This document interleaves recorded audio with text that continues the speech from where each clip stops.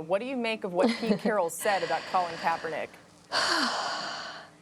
Well, first, every team passed on Colin Kaepernick, so it is unfair, I think, to single out the Seahawks, given that they were one of maybe two teams, counting Baltimore, that even took an interest. But that said, the reasoning there that Colin Kaepernick was too good to be a backup, right, because he should have been a starter, that's not coherent, especially for a team like Seattle, right, because some teams with young quarterbacks are wary of bringing in high-quality starters. Like, that's a big reason why Cam Newton doesn't have a job right now. You can agree or disagree with that. But a team like Seattle, where you've got a quarterback who is entrenched, who had won a Super Bowl, who had no trouble, right, asserting himself as a starter, that's exactly the kind of team that should have signed Colin Kaepernick, because if that quarterback gets hurt, you want the best available option. And there's no denying that in 2017, 2018, Colin Kaepernick was the best available option. He was an average starter his final year in the NFL. There's been a lot of misinformation. How good was he? He was average, okay? That means he would have been the best possible backup. So it doesn't make sense for a team like Seattle not to have signed him back then. Yeah, but Seattle, I think, I understand, and you didn't say this, you should kind of recuse yourself from this discussion because you didn't let everyone know how big a Seahawks fan you are.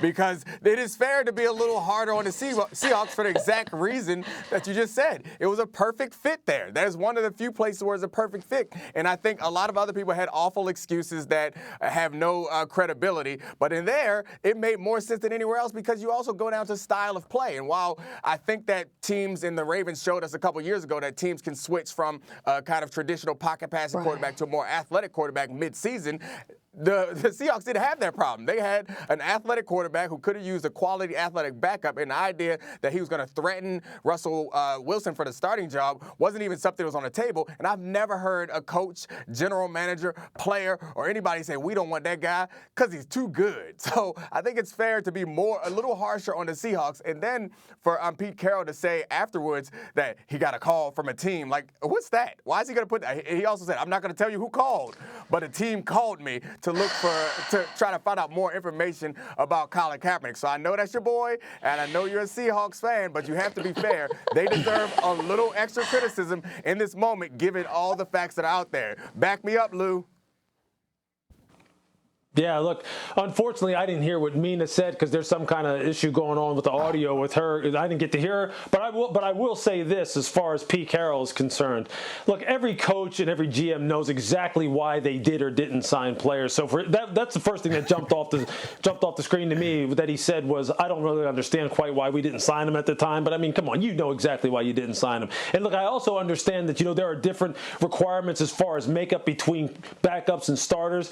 But in this case, look, I think you could have figured out a way to have Colin be someone who could have supported Russell Wilson and or played if he needed to play, if you really wanted that to happen. I think what's happening right now is there's a lot of revisionist history going on right now. We know that. When people say that, people right now are trying to be on the right side of things, well, just think about what that means. People right now are trying to align themselves based on how the wind is blowing. And so now I wouldn't be surprised if there's a whole lot more talk coming out now all of a sudden about, well, yeah, we considered signing Cap.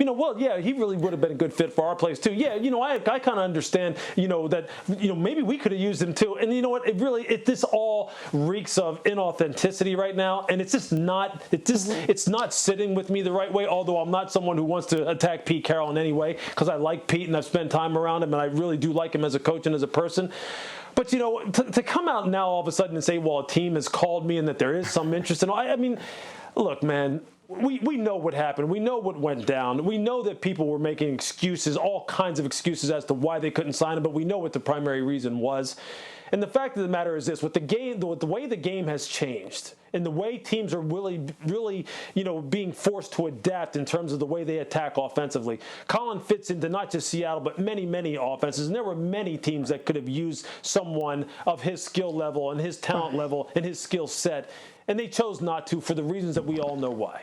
The Jags jump out to me. I think Tom Coughlin and the Jags are a team that would have had an opportunity to upgrade at quarterback and could have won a Super Bowl because of it. Do you have any thoughts on that, Mina?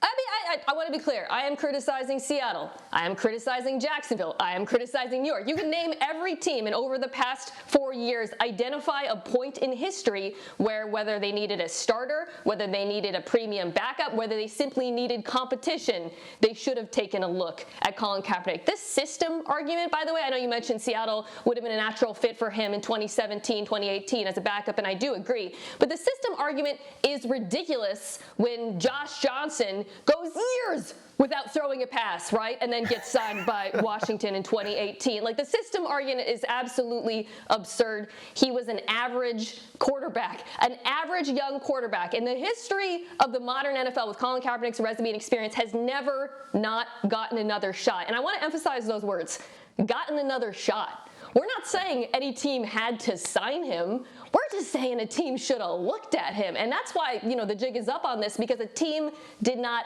look at him. I'm not optimistic about him getting a job going forward, to be honest with you. I want to be. I hope maybe you guys are. But I do think that a lot of people are talking about how bringing him in has a risk. And I'm one of these people. I understand that if you bring him in, there's going to be a lot more attention. I don't necessarily believe in distractions, but I know that coaches will say that there's a lot more attention. Yeah. But we haven't explored the idea that there is a positive impact of bringing somebody like that into a locker room. Coaches, and it's fresh off of The Last Dance, we saw how Phil Jackson would create things for the team to galvanize around. What better opportunity is there to bring in such an inspirational person, whether he's a starter or backup, to have him in your locker room to attract a lot of attention so people won't be as critical on the decisions that you make on the field, because they're all going to be looking at Cap, and also for everyone to rally around and say, we have this inspirational force on our team. I don't think that people are giving any thought to the idea that the distraction that Colin Kaepernick causes might be a positive thing for a team. What do you think, Lou? Yeah, I mean, Dominic, I see what you're saying, and I definitely think that is a possibility. But I think here's the thing: I think what you see with football teams, and what you're going to see going forward, they're going to continuously weigh the risk versus the reward.